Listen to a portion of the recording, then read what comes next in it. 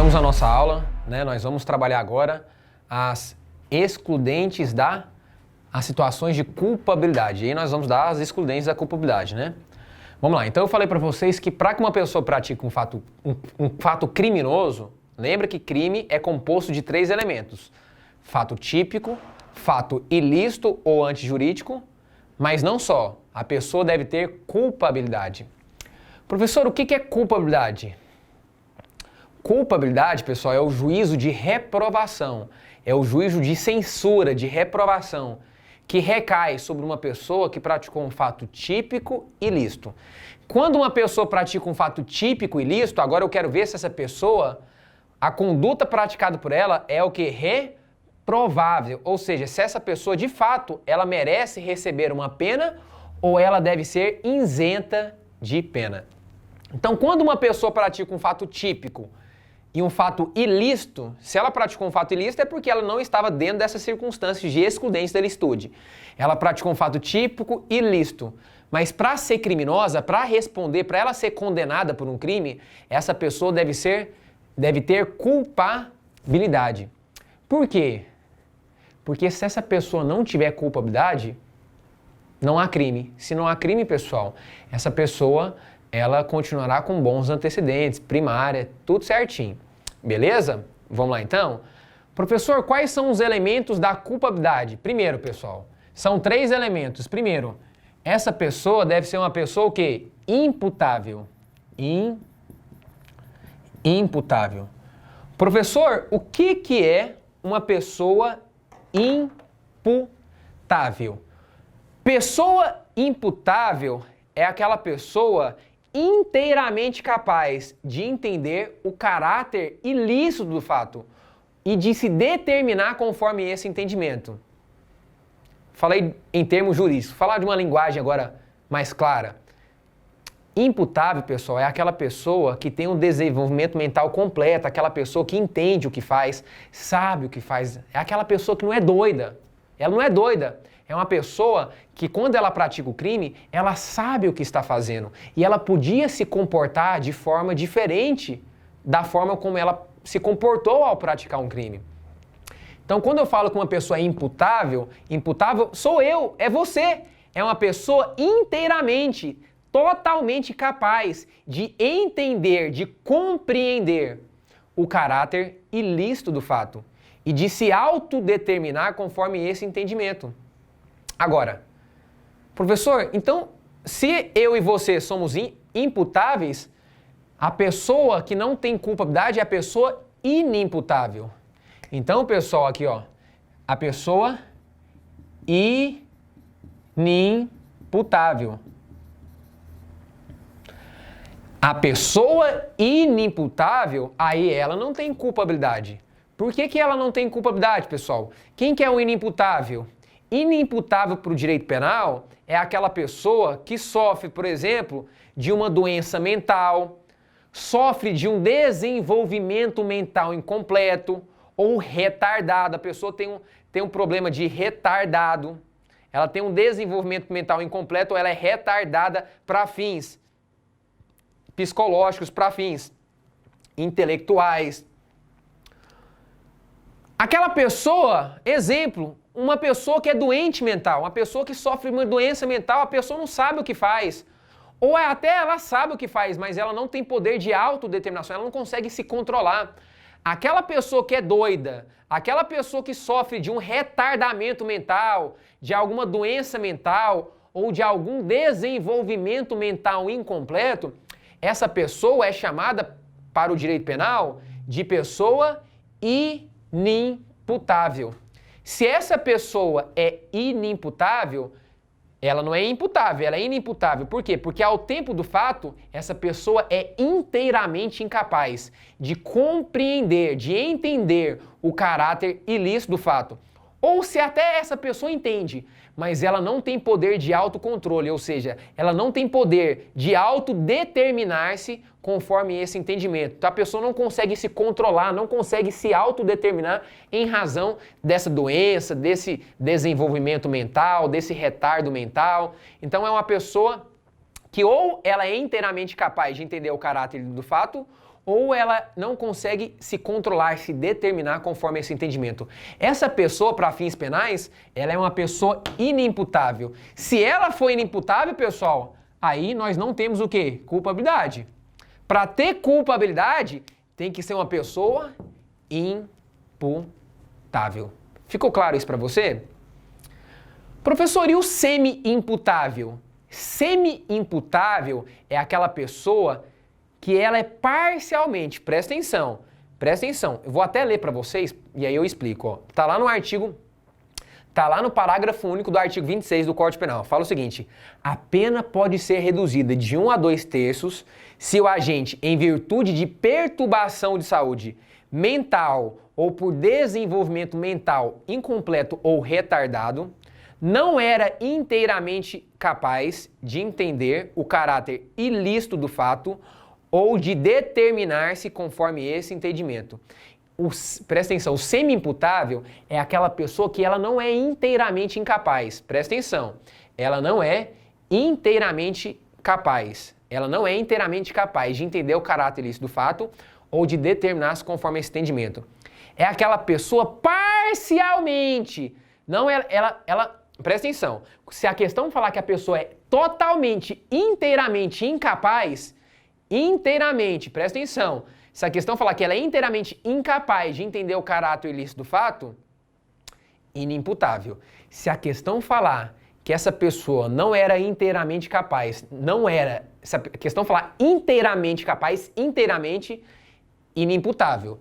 Se a questão falar que ela não era inteiramente, ou seja, ela era parcialmente capaz de entender o caráter lícito do fato, aí ela é semi-imputável.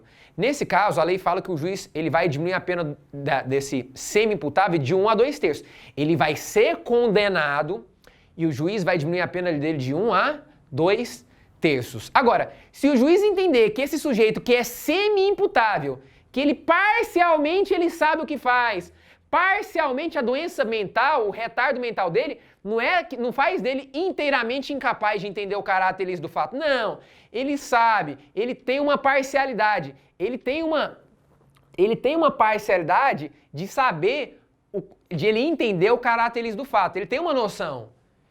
Ele tem, só que se o juiz entender que esse sujeito, mesmo assim, mesmo sendo semi-imputável, é uma pessoa que demonstra periculosidade, aí nesse caso, o que o juiz vai fazer? Nesse caso, o juiz não vai aplicar a pena para ele. Não vai aplicar a pena para ele. Aí ele vai receber, da mesma forma que o inimputável, vai receber medida de segurança.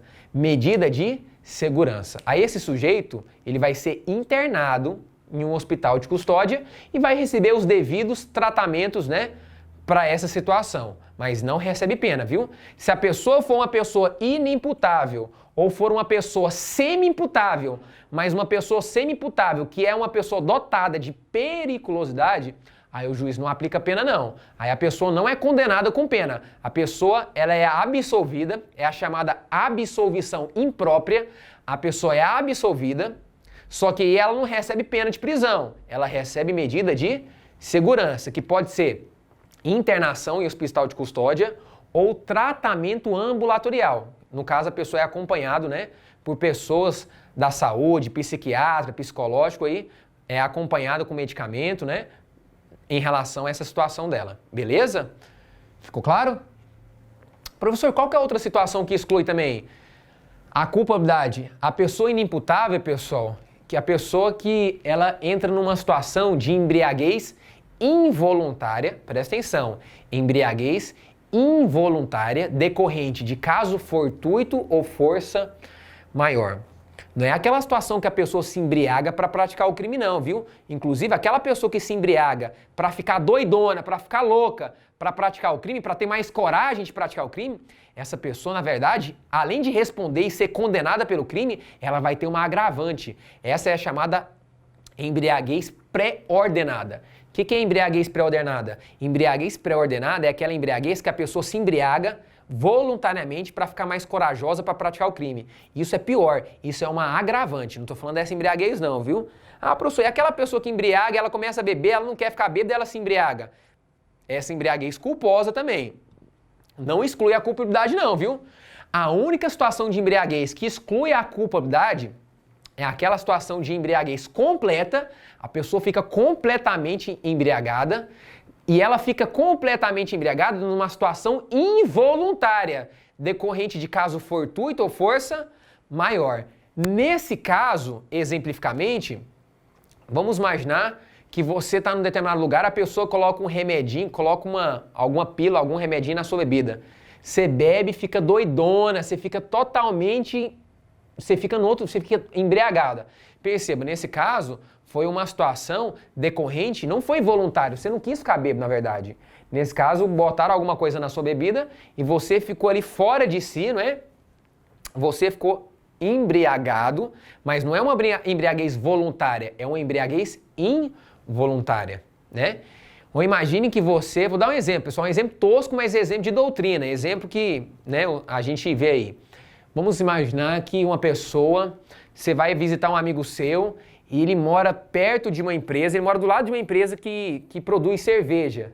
E aquela fumaça da cerveja, você vai sugando, você vai respirando aquela fumaça daquela empresa que produz cerveja e você nem percebe. Depois de algumas horas, você fica completamente bêbado. Perceba que você ficou embriagado de forma involuntária. Involuntária. Você ficou Imagina que você ficou embriagado de forma completa. A embriaguez foi completa e involuntária. Nesse caso, se você praticou um fato criminoso lá e você estava completamente e de forma involuntária embriagado, você não tem o quê? Culpabilidade. Então, nesse caso, você não praticou crime. Beleza? Por causa daquela situação. Então, vamos lá.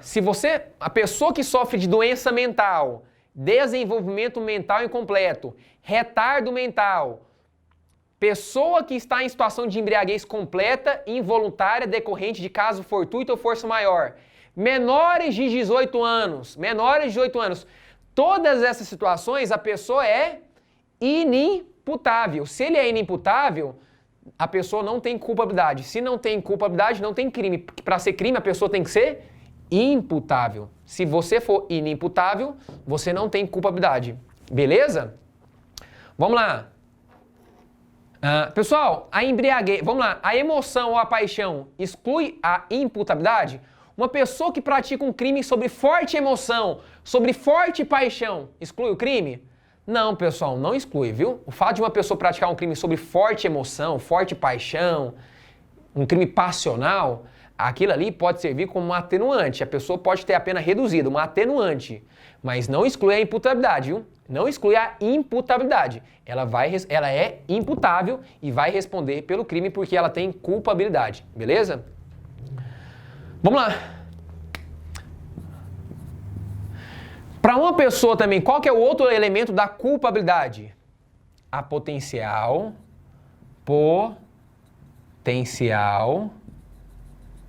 consciência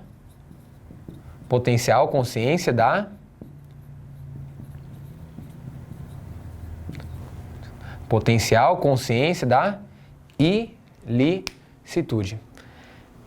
Pessoal, presta atenção. Para que você seja uma pessoa culpável por direito penal, você tem que ter, no mínimo, presta atenção, potencial consciência da ilicitude. Ou seja, de acordo com aquela circunstância que você praticou o crime, deve ser previsível que você ao menos saiba que aquilo que você está fazendo é contrário ao direito. Ou pelo menos você deveria saber que aquilo que você está fazendo é contrário ao direito. Um exemplo que eu sempre dou para meus alunos. Presta atenção. Lembra que qualquer dúvida, você vai mandar lá no Instagram. Lembra que eu falei para vocês? Lá no penal.aulas. Penal.aulas. Você manda a dúvida lá que eu respondo para você no meu Instagram, beleza? Só lembrando. Então vamos lá. Vamos imaginar que você está andando na rua e você acha 50 reais. Você pega para você? Ah, professor, achado não é roubado, né? Quem perdeu é relaxado. Achado realmente não é roubado, não é roubo, mas é crime, viu? Se você pega aquele valor para você, você não restitui, não devolve pro dono, ou, mas eu não sei quem é o dono. A lei fala que você tem um prazo de até 15 dias para devolver para a autoridade. Se você não devolver para a autoridade, você pegou aquele dinheiro para você praticou o crime de apropriação de coisa achada. Artigo 169, inciso 2 do nosso Código Penal. Praticou o crime. E aí eu te pergunto, você tem o potencial consciente ilícito? Aí você fala, professor, mas eu não sabia que isso era ilícito. Eu não sabia que isso era ilícito. Você nem precisa saber. Se o juiz entender que você tinha o potencial consciência, a potencial consciência da ilicitude, ou seja, pelas circunstâncias onde você vive, pelo local onde você nasceu, pela maneira onde você vive, enfim, pelas circunstâncias onde você mora, você tinha a potencialidade de entender, de saber, a consciência que isso que você fez é ilícito, é contrário ao direito, você vai responder pelo crime. Aqui, pessoal, aqui então nós temos o erro de proibição. Erro de proibição. Presta atenção aqui agora, ó. Você agiu em erro de proibição. Por que erro? O que é erro de proibição? Acontece quando você pratica uma conduta que você acredita que a conduta é permitida. Só que nesse caso a conduta era proibida. Entendeu? Você agiu em erro de proibição. Aí presta atenção. Esse erro de proibição, ele pode ser inexcusável ou excusável. Então presta atenção aqui, ó. Esse erro de proibição pode ser inexcusável. O que é inexcusável? Indesculpável. Não tem desculpa. Ou excusável, desculpável. Se o juiz entender, presta atenção, se o juiz entender que pelas circunstâncias onde você mora, pela sua formação, pelo local onde você vive, enfim, você tinha condições, mesmo que você não sabia, você tinha a potencial consciência de saber que isso era ilícito, proibido, contrário ao direito, você agiu em erro de proibição inexcusável, ou seja, indesculpável, não tem desculpa para você. Você vai responder pelo crime de apropriação de coisa achada. Só que nesse caso, o que o juiz pode fazer para você? Olha só, lá no artigo 21 do Código Penal. 21. A lei fala que o desconhecimento da lei é inexcusável, ou seja, o desconhecimento da lei é indesculpável. Aí a lei fala o seguinte: o erro sobre a ilicitude do fato, se inevitável, isenta de pena. Se inevitável, que é o desculpável que eu vou falar para vocês. Se esse erro for inexcusável, for inevitável, não tinha como evitar, era desculpável, você não tem culpabilidade. Mas a lei fala o seguinte, ó, presta atenção. A lei fala, se evitável, o que é evitável? Que dava para você evitar nesse caso, ou seja, indesculpável. Desculpa. Indesculpável. Era evitável, dava para você evitar. Aí sabe o que a lei fala? A lei fala aqui, ó. O juiz poderá diminuir sua pena de 1/6 a 1/3. Então você que achou o dinheiro na rua e pegou para você, se o juiz entender que esse erro era evitável, você agiu em erro de proibição. Você achou que essa conduta não fosse proibida, mas era proibida. Você agiu em erro de proibição. Se o juiz entender que esse erro era evitável, dava para você evitar, esse erro é inexcusável, indesculpável. Você vai ser condenado. Você vai ser condenado por esse crime. Só que como você agiu em erro de proibição, nesse caso aí, o juiz pode diminuir sua pena de 1/6 a 1/3. Diminuir um pouquinho. Por quê? Porque você agiu em erro. Agora, se o juiz entender pelas circunstâncias onde você nasceu, exemplo, vamos imaginar que você nasceu na roça, você viveu na roça até os dias atuais, você nunca tinha ido para a cidade, nunca. Aí você chega na cidade, ser roceiro, vamos imaginar que você nunca tinha visto televisão, era uma pessoa totalmente a par da sociedade, uma pessoa realmente que não sabia nada sobre essas questões tecnológicas, sobre vida da cidade. Aí você chega na cidade e vê. Você vai fazer uma visita, né, para um parente seu na cidade grande, aí você encontra na rua dinheiro. Aí você fala, pô, mas lá na roça, meus parentes que vão lá, as pessoas que vão lá, não joga dinheiro no chão, não. Quem foi o bobo que jogou dinheiro no chão, vai lá e pega para você. Perceba, nesse caso, uma pessoa, dependendo do lugar que ela nasceu, professor, você está falando que a pessoa que é roceira é boba? Não tem nada a ver, não estou falando que a pessoa é boba.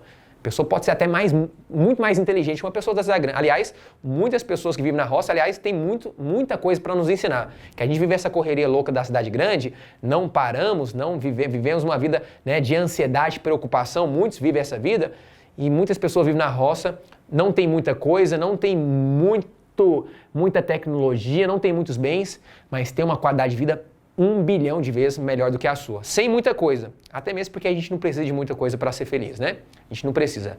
A gente precisa viver o propósito pelo qual realmente a gente foi criado para viver. E aí sim, independentemente do que você vai ter, você vai ser sempre uma pessoa feliz e plena, né? Mas vamos lá. Não tô falando que o roceiro é bobo. Claro que não. Tô falando que naquela circunstância ele achou que ele nunca tinha ido na cidade, ele viu o dinheiro no chão e pegou para ele. Nesse caso, ele pegou para ele, vamos imaginar que o juiz, ele é processado por um crime, o promotor denuncia ele pelo crime de apropriação de coisa achada.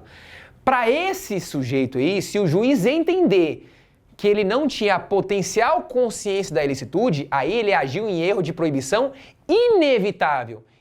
Não dava para evitar, ou seja, é um erro de proibição excusável, dá para você desculpar. Ele fala assim, rapaz, você agiu em erro de proibição, você achou que não era proibido pegar o dinheiro, você achou que o povo na cidade jogava dinheiro no chão, né? Tem muito dinheiro, né? Joga o dinheiro no chão. Você agiu em erro de proibição excusável, ou seja, desculpável. Dá para te desculpar. Dava para você, era uma situação realmente diferente. Aí se você agir em erro de proibição presta atenção, excusável é desculpável, ou seja, inevitável. O que acontece? Exclui a culpabilidade.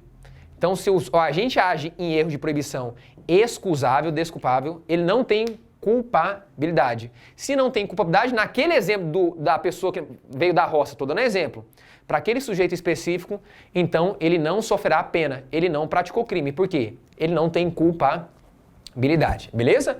Qualquer dúvida, eu sei que muitas dúvidas podem estar surgindo na sua mente. Estou tentando exemplificar o máximo possível para dirimir essas dúvidas suas. Mas qualquer dúvida, manda lá, né, no meu Instagram, lá no penal.aulas, que eu vou responder você no direct. Eu respondo todas as suas dúvidas, beleza? Só mandar lá. Vamos lá. Última circunstância. Quando uma pessoa também, para ela ter culpabilidade, pessoal, o último elemento, exigibilidade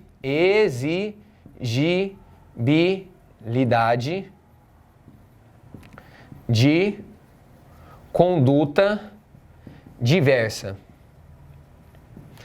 Última coisa que o juiz vai ver. O juiz vai ver o seguinte: essa pessoa é imputável? Eu e você somos imputáveis. Então tem culpabilidade. Essa pessoa tinha o potencial consciência da ilicitude? Ela tinha um potencial consciência da ilicitude? Tinha. Então tem culpabilidade. Agora o juiz é a última pergunta que ele vai fazer para você, para ver se condena você ou absolve você.